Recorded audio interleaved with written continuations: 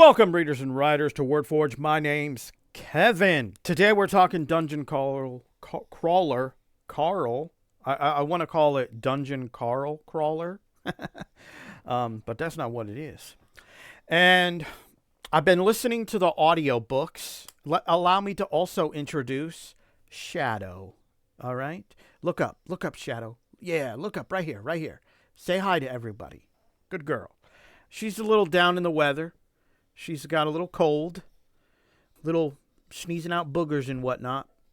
All right, that's not an invitation to play, okay?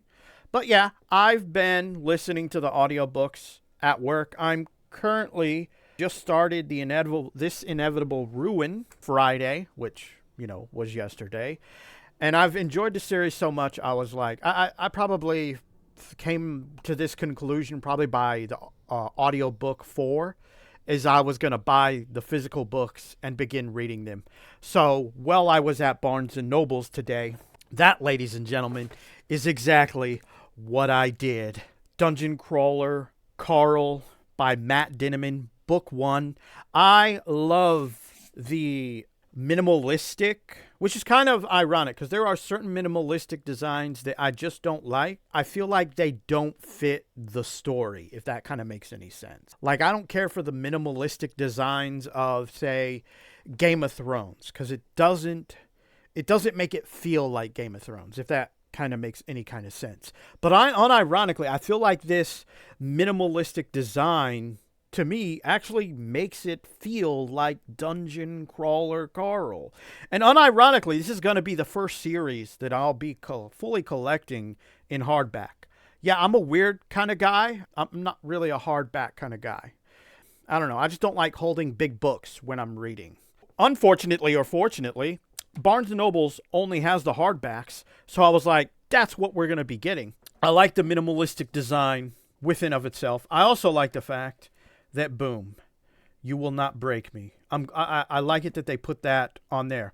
Although, I feel like they should have done a double and also do something on the back like, God damn it, donut. So yeah, Book 1. Definitely looking forward to start reading this. Now, when I do read them, I'm kind of picky when I do get hardbacks. I don't know about you, but if I take them with me, I keep the dust cover at home. Mostly because I don't want to accidentally spill anything on it, or putting it in and out of a backpack, accidentally tear the dust cover, etc. Now, of course, I was like, I had enough money, so I decided to get the first 3 books in the series. This is, book 2. So yeah, Carl's Doomsday Scenario. And of course, let's check it out. Boom. It just like fits the aesthetic. I could be focusing on, the story, but I'll probably actually do a review later on. I really enjoy these covers. They just kind of fit the aesthetic of Dungeon Crawler Carl. Or, yeah, I said that right. Sometimes I flip-flop those 2 words. And then, of course, the 3rd book in the series, The Dungeon Anarchist's Cookbook. I like the covers. I like the story. I like the characters. And I love the fact that they put something on the hardback, not just a blank color. Fun fact, black is my favorite color, even though I think scientifically it's not considered a color. But, semantics technicalities at the end of the day, ladies and gentlemen. This is going to be my new adventure. And I know some people are going to be like, well, technically you've already, listened to the book. I know, but to me, reading and listening are objectively 2 different things. I do not use the term, I read Dungeon Crawler Carl. No, I have not. I listened to the audiobook. It's a completely different experience. Yes, I'm using my imagination, but there's from different sounding characters, sometimes a full cast for audios. Sometimes they can include sound effects, background music. The experience is factually different than just reading a book. And although I do enjoy audiobooks, they're amazing, especially at work when work allows it, which luckily my 2 previous employers, well, that technically is incorrect. My previous employer and my current employer were like, good to go. Listen to all the audiobooks as long as it doesn't affect the work, rock and roll. So I listen to a ton of audiobooks at work when I can.